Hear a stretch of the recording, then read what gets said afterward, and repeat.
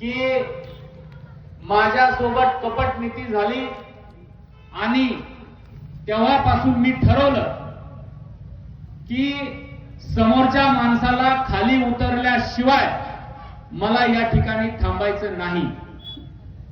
आणि आज प्रकाश भाऊंसारख्या अनेक लोकांनी या ठिकाणी चंग बांधला होता, पण केला होता आणि त्यामुळं आज घनसावंगी तालुक्यामध्ये डॉक्टर हिकमतदादा उडान यांच्या रूपानं या ठिकाणी परिवर्तन आपण या ठिकाणी बघत आहोत। मित्रहो, राजकारण असेल, समाजकारण असेल, हे करत असताना नेतृत्व हे जिम्मेदारी घेणारं असलं पाहिजे। आणि आज मा जिजाऊच्या जन्मोत्सवाच्या निमित्ताने आणि ज्यांनी हिंदू धर्माचा झेंडा हा अटके पार लावला, त्या स्वामी विवेकानंदांच्या जयंतीच्या निमित्ताने, युवा दिनाच्या निमित्ताने आज अत्यंत असा हा सुंदर असा सोहळा या निमित्ताने संपन्न होत असताना जाणीवपूर्वक मला आपल्याला या ठिकाणी सांगायचंय की व्यासपीठावर बसलेले दोन्हीही आमदार हे जिम्मेदारी घेणारे आहेत। मित्र, राजेश दादा यांचे वडील जरी माजी आमदार असले, जरी राजकीय घराचा त्यांना वारसा असला, तरी सुद्धा मागच्या 15 वर्षापासून परभणी जिल्ह्यामध्ये जिल्हा परिषदेच्या माध्यमातून गावागावात जाऊन, घराघरात जाऊन त्यांनी लोकांप्रती, जिल्हा परिषद सदस्याच्या प्रती, ग्रामीण भागाच्या प्रती केलेलं काम हे आम्ही या ठिकाणी आमच्या डोळ्यांनी, तुम्ही आणि मी या ठिकाणी पाहिलेलं। परिणाम काय झाला? पक्षाला कळालं की नेतृत्व करणार हे युवक नेतृत्व, याला संधी दिली पाहिजे। आणि सगळ्या गोष्टीचा विचार करून मागच्या लोकसभेला राष्ट्रवादी काँग्रेस पक्षांनी, अजितदादांनी त्यांना लोकसभेची तिकीट दिलं। काय झालं मित्र? ज्या पक्षामध्ये मी आहे त्या पक्षामध्ये माझ्या व्यतिरिक्त कोणतंही नाव पुढे नाही आलं पाहिजे। आणि म्हणून नेहमीच ग्रामपंचायत पासून, सोसायटी पासून, विधानसभेपर्यंत, लोकसभेपर्यंत आणि मराठवाड्यापर्यंत कपट नीती करणाऱ्या नेतृत्वाने समोरच्या व्यक्तीसोबत हात मिळवणी केली आणि सगळ्यात मोठा खड्डा हा आपल्या विधानसभा मतदारसंघामध्ये या ठिकाणी पडला। परिणाम असा झाला की 5 वर्ष एका युवक नेतृत्वाला या लोकसभा मतदारसंघाला या ठिकाणी मुकावं लागलं। नंतर दुसरी लोकसभा आली, पक्षाने ठरवलं, 6 महिने 8 महिने त्यांनी काम केलं। वरच्या काही कारणांमुळं ऐन वेळेस त्यांना या ठिकाणी माघार घ्यावा लागली। परंतु नेतृत्व खचलं का? अजिबात नाही। पक्षासोबत राहिलं, निष्ठेने राहिलं। आणि त्यावेळेस जिल्हा परिषदेच्या आमच्या राजकारणामुळं आम्ही ज्या पक्षामध्ये होतो त्या पक्षामध्ये मी आणि महेंद्र भाऊ थांबलो होतो। त्यांनी आमच्याकडे आले, आम्हाला विनंती केली, आम्हाला सक्रिय केलं, आमचं आणि अजितदादांचं बोलणं करून दिलं, आम्हाला या ठिकाणी काही शब्द दिले आणि तो शब्द स्वतःचं तिकीट कटल्यानंतर सुद्धा त्या शब्दापासून एक तसूभर सुद्धा पाठीमागं न हटण्याचं काम हे या ठिकाणी राजेश दादांनी या ठिकाणी केलेलं आहे। हे नेतृत्वाचं काम असतं की जिम्मेदारी घ्यायची। ज्या लोकांना आपण शब्द दिला, स्वतःच्या प्राणाची बाजी जरी लागली, काही जरी करावं लागलं, तरी सुद्धा दिलेले शब्द हे या ठिकाणी पाळायचे। दादांनी आम्हाला शब्द दिला होता, नगरपंचायत सह तुम्ही माझ्याकडे राष्ट्रवादी काँग्रेस पक्षामध्ये प्रवेश घ्या, प्रचंड असा निधी मी नगरपंचायतला देईन. आणि त्यानंतर आम्ही प्रवेश केल्यानंतर राजकीय फेरबदल झाले. स्वतःच्या मतदारसंघातला निधी रद्द करून त्यांनी या नगरपंचायतला 3 कोटी रुपयाचा रस्त्याचा निधी दिला. आपल्या घनसावंगी विधानसभा मतदारसंघाला 4 कोटी रुपयाचे जलसंधारणचे कामं दिले.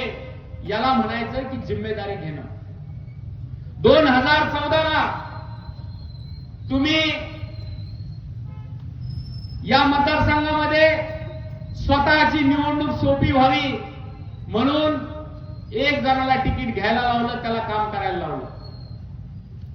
ऐन वेळेस लक्षात आलं की मराठा ओबीसी वाद या मतदारसंघामध्ये होईल, निवडणूक जड जाईल. तुम्ही समोरच्याला खाली बसवलं आणि सांगितलं की मुंबईचा माणूस आहे, अधिकारी आहे, मतदारसंघ माहीत होणार नाही आणि मतदारसंघ कळेपर्यंत बॅग घेऊन तो पुन्हा मुंबईला जाईल.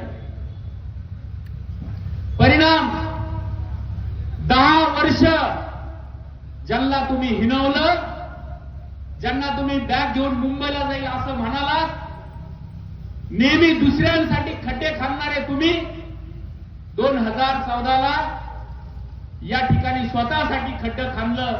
परिणाम 2024ला तुमच्या सगळ्यांच्या आशीर्वादाने दादा आज या ठिकाणी आमदार झाले. 2014ला दादांचा पराभव झाला. श्यामनाना आणि हिकमत दादा दोघं जण मतदारसंघामध्ये फिरत होते. 14ला पराभव झाल्यानंतर दादा जसे आज आभार दौरे करतात त्याच पद्धतीनं गावागावामध्ये गेले, लोकांना आभार मानले, सांगितलं मी नवीन असताना सुद्धा तुम्ही मला 45,000 मतदान दिलं. मागच्या वेळेस तुम्ही अनेक कपटनीत्या केल्या. 2019ला अत्यंत कमी मताने दादांचा पराभव झाला. बाहेर पडल्याबरोबर दादा म्हणाले की तुमचं कुणाचंच काही चुकलं नाही, चुकलं ते माझं, चुका झाल्या त्या माझ्याकडून, माझ्यामुळं हा पराभव झाला. याला काय म्हणायचं? जिम्मेदारी घेणं. 2024ची निवडणूक झाली. मित्रहो, महाराष्ट्रामधल्या वेगवेगळ्या मतदारसंघामध्ये प्रत्येक विधानसभा मतदारसंघातला माणूस हा फक्त स्वतःची निवडणूक लढतो. परंतु या विधानसभा मतदारसंघामध्ये एक उमेदवार 4 उमेदवाराची यंत्रणा या ठिकाणी चालवत होता. स्वतःची यंत्रणा चालवत होते, दुसऱ्या 2 उमेदवाराची यंत्रणा या ठिकाणी चालवत होते. मराठवाड्यामध्ये झाला नाही एवढा खर्च तुम्ही या विधानसभा मतदारसंघामध्ये केला. परंतु लोकांनी या ठिकाणी ओळखलं होतं आणि तुमची पाठ या ठिकाणी लावण्यात आली. तुमचा पराभव या ठिकाणी झाला. खोटं नॅरेटिव्ह तुम्ही आयुष्यभर तुम्ही पसरवलं, दादांबद्दल पण पसरवलं आणि ज्यांना आज तुम्ही आणि मी त्रिमूर्ती म्हणून या ठिकाणी ओळखतो त्यांच्याबद्दल सुद्धा या ठिकाणी तुम्ही पसरवण्याचं काम केलं. नेहमी महेंद्र भाऊ असेल, शैलेंद्र भाऊ असतील, चंदूनाना असेल, यांच्याबद्दल वेगवेगळ्या अफवा तुम्ही लोकांमध्ये पसरवल्या. वेगवेगळे नॅरेटिव्ह त्यांच्याबद्दल तुम्ही प्रस्थापित केलं आणि त्यांना अनेकदा राजकीय परिस्थितीपासून तुम्ही या ठिकाणी रोखलं. परंतु माणूस एकदा चुकतो, 2दा चुकतो, 3ऱ्यांदा त्याला लक्षात येतं. आणि अत्यंत ठामपणे मी तुम्हाला सांगतो की हे तिन्ही बंधू जसे वरून गोरे तसेच आतून सुद्धा आहेत. आणि बाकी पवाराचं मला माहित नाही, की कोणाचा रंग कसा आहे, आतून कसे आहेत आणि बाहेरून कसे आहेत. पण ह्या 3 भावाचा अनुभव मात्र माझा आहे. मी लहानपणापासून त्यांना ओळखतो. अत्यंत सरळ, एकदा दिलेला शब्द कधीही न फिरवणारे हे सगळे बंधू आहेत. आता मला सांगा, मित्र म्हणून आम्ही अनेक निवडणुकांमध्ये वेगवेगळ्या ठिकाणी गेलो. भाऊ माझ्यापेक्षा वयाने मोठे आहेत, प्रोटोकॉलनी मोठे आहेत, प्रोफाईलनी मोठे आहेत. माझ्या नंतर भाषण करण्याचा मान त्यांचा आहे. पण सरळ मनाचा माणूस आहे. कोण मोठं होत असेल काही घेणं देणं नाही, कोणी पैसे कमवले असतील काही घेणं देणं नाही.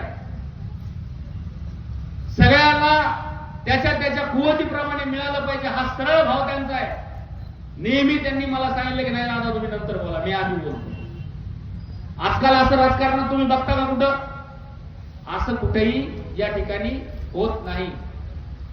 परंतु मित्र कसा असावा, तर ते ह्या 3 भावाकडे बघून या ठिकाणी मित्र हो तुम्हाला आणि मला या ठिकाणी माहिती आहे. या पंचक्रोशीतल्या सगळ्या लोकांनी त्यांचा अनुभव घेतलेला आहे. तिन्ही भाऊ रात्रंदिवस तुमच्या आणि माझ्यासाठी, लोकांसाठी या ठिकाणी उभे असतात. बाकीचं कुणी असतं का? परंतु त्यांच्याबद्दल चुकीच्या अफवा तुम्ही या ठिकाणी नेहमी पसरवण्याचं काम करता. परंतु आता लोकांनी ते सगळं या ठिकाणी ओळखलेलं आहे. मित्र हो, समोरच्या राष्ट्रवादी काँग्रेस पक्षाच्या, शरद पवार गटाच्या बाबतीमध्ये आमचे एक मित्र म्हणाले की त्या ठिकाणी लोकांची मांदियाळी आहे. शब्द थोडासा चुकला आणि वेलांटी चुकली, ती दुरुस्त करा. मांदियाळी नाही तर ती मिंधेआळी आहे.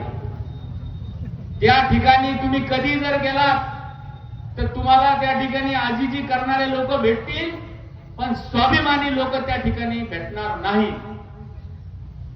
मित्र हो, आज एवढा व्याप असताना सुद्धा डॉक्टर हिकमत दादा उडान, आम्ही त्यांना अनेकदा म्हणालो की काही बाबतीमध्ये दादा आपण बसलं पाहिजे.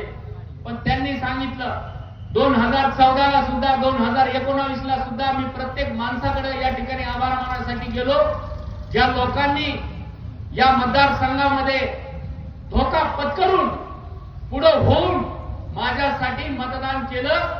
त्यांचे आभार मी त्यांच्या गावात जाऊन या ठिकाणी मानले पाहिजे, मी नतमस्तक झालो पाहिजे. त्यांनी आमचं कुणाचंही ऐकलं नाही आणि आठवड्यातले 4 दिवस दादा हे वाड्या तांड्यावर आणि गावामध्ये जाऊन लोकांना या ठिकाणी भेटतात. मला बऱ्याच जणांनी या ठिकाणी सांगितलं की तुम्ही 2-3 जणांनी मेसेज पण टाकले की तुम्ही काही लोकांवर बोला. पण आपला आजचा दिवस हा आनंदाचा आहे, उत्साहाचा आहे आणि बिगर मिसाच्या लोकांवर आम्ही काही बोलत नसतो. कारण लोकांचे प्रश्न मांडण्यासाठी आणि खरं बोलण्यासाठी मनगटात ताकद लागत. आणि जे जे प्रश्न आम्ही विधानसभेच्या निवडणुकीमध्ये या ठिकाणी मांडले, त्याचा परिणाम काय झाला? तुम्ही एवढी कपट नीती करून सुद्धा डॉक्टर हिकमत दादा उडान हे या विधानसभा मतदारसंघाचे आमदार झाले. आम्ही म्हणलं तुम्ही भ्रष्टाचारी आहेत, लोकांनी मतदान केलं. आम्ही म्हणलं तुम्ही हलकट आहेत, लोकांनी मतदान केलं. आम्ही म्हणलं तुम्ही नीच आहेत, लोकांनी मतदान केलं. आम्ही म्हणलं तुम्ही कपट नीती करता, लोकांनी मतदान केलं. हे तुमच्या समोरचं उदाहरण आहे. आणि आज मी या ठिकाणी तुम्हाला सांगतो की आम्ही ज्या ज्या गोष्टी या ठिकाणी मांडतो ते मुद्दे जर तुमच्यामध्ये हिंमत असेल तर तुम्ही खोडून दाखवा. आज आम्ही सांगतो, तुम्ही सांगता भाषणामधून की आम्ही उसात राजकारण करत नाही. कोण म्हणतं उसात राजकारण करत नाही? आमच्याकडे मेसेज आहे. तुम्ही लिंबोनीच्या माजी सरपंचाच्या बाबतीमध्ये मेसेज टाकलेला की हा ऊस थोडासा लेट करा. जर तुम्हाला उसामध्ये राजकारण करायचं नाही तर मग मेसेज का टाकला? आमच्या खडका आसन किंवा आपला परिसर आसन नवीन शक्कल लढवली, मिक्स प्रोग्राम. ज्यांचे सुरुवातीला या ठिकाणी ऊस गेले त्यांचा सगळ्यांचा प्रोग्राम आता कुठे गेला? लेट गेला. आणि कोण म्हणतं उसामध्ये राजकारण करत नाही? तुम्ही करता आणि हे सिद्ध करून दाखवा. जर हिंमत असेल तर गावागावामध्ये तुम्ही ऊसाच्या याद्या लावा. भाऊ त्या दिवशी बोलले म्हणून तीर्थपुरीतली एक यादी तुम्ही लावली, बाकी गावाच्या याद्या का नाही लावल्या? नाही लावल्या. आम्ही म्हणतो तुम्ही आमचा सागर सहकारी साखर कारखाना घनसावंगीचा चोरला आणि अंबड तालुक्यामध्ये वर्ग केला. आम्हाला कुणालाही माहिती नाही. आमचा कारखाना आम्हाला परत द्या. आणि जर तुमच्यामध्ये हिंमत असेल तर तुम्ही ते सिद्ध करून दाखवा की आम्ही तो कारखाना चोरला नाही. मी जाहीरपणे या ठिकाणी तुम्हाला सांगतो की जाणीवपूर्वक तुम्ही या विधानसभा मतदारसंघाचे रस्ते होऊ दिले नाही, कारण या भागातला ऊस हा इतर कारखान्याला जाईल म्हणून. इतर कारखाने येऊन आमचा ऊस इतर कारखाने येतील म्हणून तुम्ही जाणीवपूर्वक या ठिकाणी रस्ते होऊ दिले नाही. आणि जर तुमच्यामध्ये हिंमत असेल तर तुम्ही या राज्याचे कॅबिनेट मंत्री होतात, तुम्ही एक पत्र दाखवा या ठिकाणी सुखापुरी ते तीर्थपुरी रस्त्याचं, सुखापुरी ते शहागड रस्त्याचं, सुखापुरी ते पिंपळगाव रस्त्याचं एकही पत्र तुमच्याकडे नाही. पुन्हा एक जाहीर आरोप मी तुम्हाला या ठिकाणी करतो की आजही तुम्ही 2 ते 2.5 टन प्रत्येक शेतकऱ्याचा काटा मारतात. आणि जर तुमच्यामध्ये हिंमत असेल तर तुम्ही खुलं आवाहन करा की इतर काट्यावरून तुम्ही तुमचा ऊस मोजून आणा आणि नंतर माझ्या कारखान्याला घाला. आमचा कारखाना आहे दादांचा, आम्ही सांगतो की दुसरीकडून ऊस मोजून आणा आणि नंतर दादाच्या कारखान्यावर तुम्ही मोजा. तुमच्यात हिंमत नाही या सगळ्या गोष्टीची. आम्ही जाहीरपणे या सगळ्या गोष्टी बोलतो. तुम्ही म्हणता ना की मला लोकांबद्दल प्रेम आहे, मी लोकांचं खूप काम करतो, तर तुम्ही ह्या सगळ्या गोष्टी सिद्ध करून दाखवा. जाहीरपणे आज या ठिकाणी या जाहीर सत्काराच्या निमित्ताने हे प्रश्न या भागाचे अत्यंत ज्वलंत प्रश्न असल्यामुळं आज जाहीरपणे मी या ठिकाणी समोरच्यांना आवाहन करतो. मित्र, या ठिकाणी राजेश दादा हे अजितदादांचे अत्यंत जवळचे. दादांनी शब्द दिला की राजेश तू थांब, तुला मी 6 महिन्यामध्ये आमदार करील. दादाने 3 महिन्यामध्ये विधान परिषदेचा आमदार त्यांना या ठिकाणी केलं. आणि आपले लाडके आमदार हिकमत दादा हे शिंदे साहेबांचे अत्यंत जवळचे. दोन्ही नेते हे या विधानसभा मतदारसंघाचा विकास करण्यासाठी तुमच्या आणि माझ्यासाठी खूप महत्वाचे. आणि म्हणून हा एकत्रित सत्कार आपल्या सगळ्यांच्या वतीनं या ठिकाणी आपण करत आहोत. राजेश दादा अर्थ खातं हे अजितदादाकडे असल्यामुळं दादांनी खूप मोठे मोठे प्रस्ताव या विधानसभा मतदारसंघाचे तयार केलेले. आणि जसा सोनपेठचा प्रस्ताव तुम्ही दादांकडे घेऊन गेलात त्या 400 कोटीचा, बरोबर असेल माझा आकडा, 425 कोटी, तर तसाच आमच्या सुद्धा विधानसभा मतदारसंघाचा आम्ही तुमच्याकडे देऊ. तुम्ही त्यासाठी मदत करा. आणि दादा सुद्धा तुमच्याकडे सुद्धा 3 नगरपंचायती आहेत, त्याचे मोठे मोठे प्रस्ताव तुम्ही तयार करा. आणि दादा सुद्धा मोठ्या प्रमाणामध्ये निधी हा पाथरी विधानसभा मतदारसंघाला एकनाथ शिंदे साहेबांकडून या ठिकाणी मिळवून देतील. दोन्ही मतदारसंघ हे गोदाकाठचे, दोन्ही नेते हे अत्यंत गुणी, प्रचंड लोकांची कणव असणारे आणि काम करणारे. आणि दोन्ही मतदारसंघ हे मराठवाड्यासाठी अत्यंत महत्वाचे. मागच्या 25 वर्षामध्ये स्वतःचं मंत्रिपद मिळवण्यासाठी अनेकांनी स्वतःला मराठवाड्याचा नेता म्हणलं, परंतु मला पूर्ण विश्वास आणि सार्थ अभिमान आहे की हे दोन्ही नेते उद्या मराठवाड्याच्या नेतृत्वाची भूक या ठिकाणी भागवल्याशिवाय राहणार नाही, असा विश्वास आज खऱ्या अर्थाने या जाहीर सत्काराच्या निमित्ताने मी या ठिकाणी व्यक्त करतो. अनेक गोष्टी होत्या ज्या या निमित्ताने बोलणं आवश्यक होत्या. वेळेचं भान 100% मला या ठिकाणी आहे आणि दोन्ही दादांचं भाषण आपल्याला या ठिकाणी मार्गदर्शन आपल्याला या ठिकाणी ऐकायचं आहे.